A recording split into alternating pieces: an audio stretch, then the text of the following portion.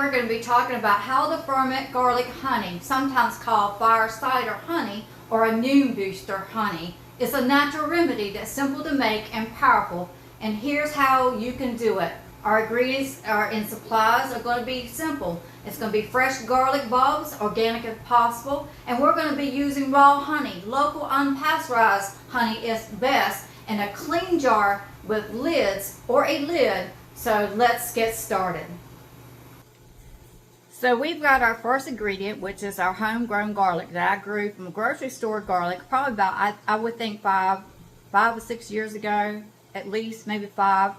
And so we have this garlic, and when you're growing garlic, it comes in different size bulbs.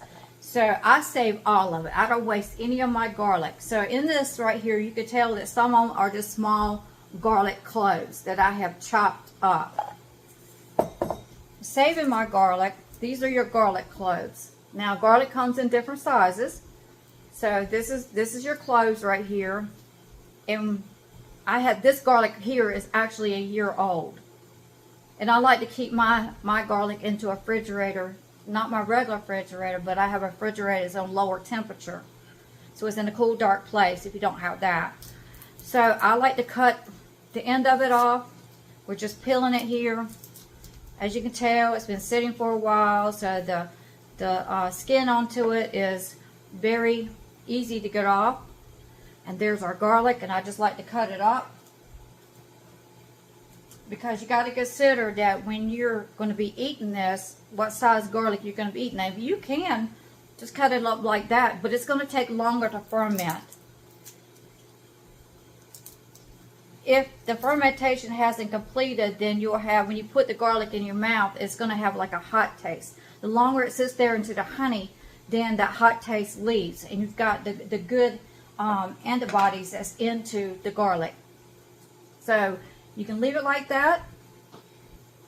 So we have to remember that our first step is to peel the garlic. Separate and peel several garlic cloves. You can lightly crush them if you want to with a flat side, with a knife, or any kind of something to mash it down and to release more juices and enzymes. So doing it this way, I'm releasing the enzymes. So that's crushing it, taking the skins off of it,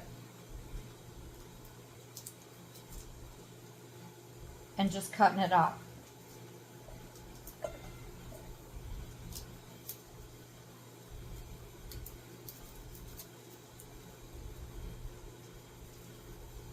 Now, as the more of this that you peel, it releases like a garlic juice, and the skin will start sticking to your fingers, and you just rinse them off, and then rinse your knife off also, because it'll stick to your knife like that.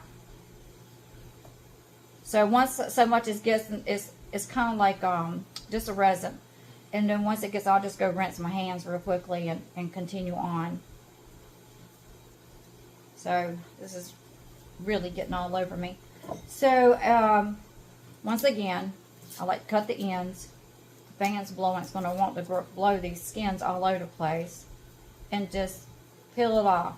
I find out the longer the garlic has come out of the ground, the easier, and it's dried completely. The longer it's dried, the easier it is to get these peelings off. So I'm having a little time here because it's all I want to stick to my hands. But nevertheless, moving on with this video, so we're just going to cut it up.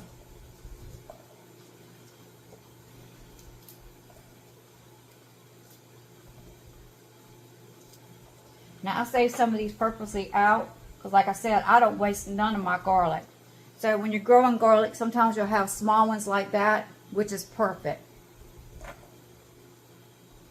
So looking at our supplies here, this is a mason jar that comes with the fermenting kit. And you can get kits like this and have your own jar. This is fermentation lid in springs. In some of your fermentation recipes, you'll need a weight or one of these to push your vegetable down, to hold it down up into the brine or the honey or whatever you're doing into your jar. In this situation, we might not use this. We'll see how it goes, but this is a good way of doing it also. But most people just have a jar, and with this lid right here, this is where it releases the air out. It releases the air out. Now you don't have to use this type of lid. You can use one of these right here. By using one of these right here, you need to make sure that you release the air, that you burp your jar daily. Because if you don't, you could have an explosion into your kitchen. So that is the purpose of this right here. It has little holes and it releases the air. But also, whether this lid right here or this lid right here, you want to make sure that you stir it, shake it up. Depends on what kind of lid you got. Stir it up daily. So we're going to put our garlic cloves into our jar. It's a clean jar. You can fill the jar maybe 1/3 fourth full or 1/2 full. A little funnel helps with this if you're making a lot of jars. You don't have it falling all over the place. So we'll say that's 1/3 fourth full. This is a wide mouth jar. Now I like to use a bigger jar, so if the juice comes out of the garlic, it puts, you got the honey and it rises up and it's not spilling over. Now you're going to use pure raw honey. This is pure raw wildflower honey. So honey comes in different colors, depends on what the pollen that the bees have gotten. Sometimes it could be just as clear as anything, depending on the tree, the flower, or you can have it darker. This is local honey, not far from me. This is raw and unfiltered honey here. And you see the different colors. So the color doesn't have anything to do with it. It depends on what the bees harvested the pollen and brought into the hive. So we're going to cover the garlic with raw honey and leaving a little headspace at the top. But as you can tell, we don't have this all the way filled up. So I'm going to be using this honey right here. Now if your honey sits on the shelf, this is sugar. It will turn to sugar.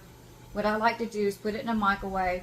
Don't get it too hot, and it will turn it back to honey.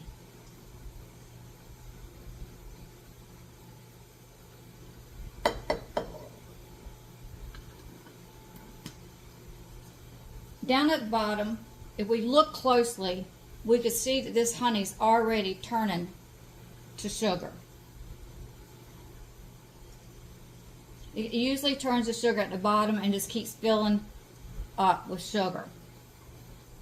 Now what we're going to do, since we don't have this jar completely filled up with garlic and honey, we're just going to stir it around.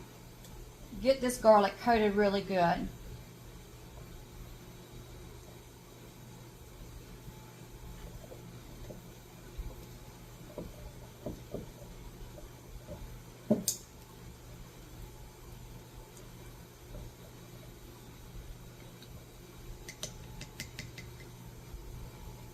Then we're going to put our lid on.